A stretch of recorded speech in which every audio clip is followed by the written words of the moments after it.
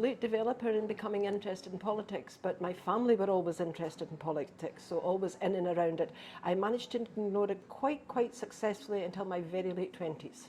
I have, if you can call being an independent councillor politics, yes. I am party fluid. I came in as an independent and then decided the way forward for me, personal choice, was to join the Liberal Democrats. I needed the support, the learning, the way forward. I also like the middle of the road politics. That's where I'm most comfortable, so right for me. What do I do? Right, you're waking up early because you're thinking about council work, that's for sure. Mostly you'll be involved in day-to-day work with problems that your constituents have. They may phone you about them, they may email you about them, or they may meet you in the street. Certainly before COVID that was something that would happen. Over and above that, you've got all your other duties as a councillor to represent the whole of the Highlands as well as your local area, and that will be taking a place on a committee or maybe two committees, and certainly the full Highland Council as well. Everything from a needle to an anchor. It depends how invested you are as a councillor. I imagine that the work of rural councillors and urban councillors have a great deal in common, but they will also have many differences. When you think that the furthest outreach of my ward in Loch-Inver is 95 miles from where I live, that's equivalent to a trip to Inverness and back. You know, the geography is of course a challenge, and what you must remember is communities who don't have a councillor living in that community, and there is only 3 of us covering all 4,336 square miles of this ward, again, don't see their councillors in the passing. You're not going to meet us in the high street on a Saturday, so on and so forth, unless there's an event, unless there's a meeting. So quite how involved they feel is a concern, because the only time they tend to see the whites of our eyes is when there's a problem. I'll be quite honest, as a senior councillor, you do spend a lot of time. You're expected to, because you are paid more for that. There's about an extra £9,000–10,000 enhancement on that.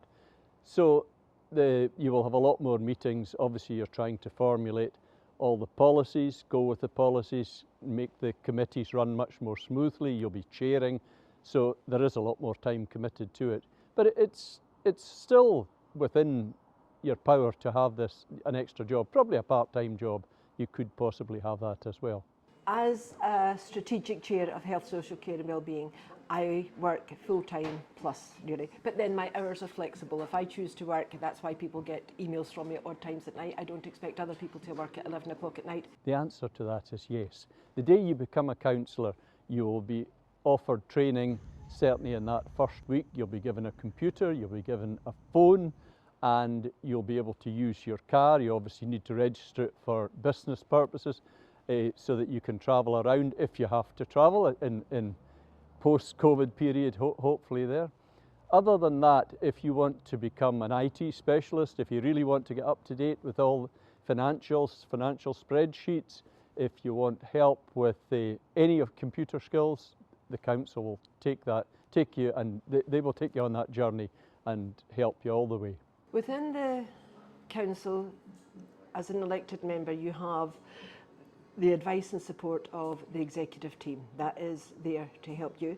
You will also have your ward manager, and do not forget the third sector, who have probably been active in your area much longer than you have, and will have a good handle on just about most things that are happening. So make sure when you reach out for help and support and learning about being a new councillor and who's there and who's available, do not forget your third sector. You get paid as a councillor, which is very nice as well. I think it's about £16,500 at the current time for whatever hours that you put in. A lot of the responsibility rests on you. Some of us do multitudes of hours and some of us do less. It depends on what your actual workload is there. You can have another job, because certainly up until a few months ago, I also helped my wife with a bed and breakfast, and I would be on the ends of plates in the morning dishing out breakfast there, hopefully that people would let me go soon so I could get on the road to Inverness, or at least get to my computer. Yes? Most councillors do have a second job or a pension, so it is 1, permissible, that you do have a second job, but you'll have to declare it. This is not Westminster, Yeah. and you declare it all the time. You put it on your register, and then at every committee, if there's anything pertaining to the work that you do, you declare it at that, and you do that throughout your career for financial interests that you have. Again, this is where I think Teams will come into its own, because it will open it to people who simply could not be in Inverness 3 times a week, or in the outreaches of something. So again, absolutely where needed and when you can, every time you can, get out there amongst your communities, your constituents, so on and so forth. But it does offer the opportunity of those that have a business and other things to come forward and be a councillor, selecting the meetings that they must attend that would be beneficial for them actually to be there in person, and other ones where they can give 2 hours. Remember, a trip for us to Inverness for a 2-hour meeting is an entire day. Most self-employed people could not give that, whether your business is hospitality or a joiner or whatever the case may be. So I think this is really going to open up. I'm really, really hoping that it does. I would recommend becoming a councillor. Firstly, if you've got an interest in the people, if you've got an interest in your community, you've got an interest in the Highlands. Otherwise, you will have no chance of being able to influence what happens in the Highlands there. Because let's face it, as far as national politics go, we're far too far away from the centres there. So I think we have to have our own Highland Council, which is able to look after our day-to-day things like roads, education, all the things that are important to running the Highlands. Because it gives you the opportunity to come off the sidelines, get into the debate, get into the discussion, get into the scrum if necessary. You can change things.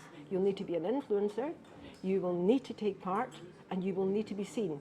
But you can change things, you can influence things. So come on, off the sidelines, and you go.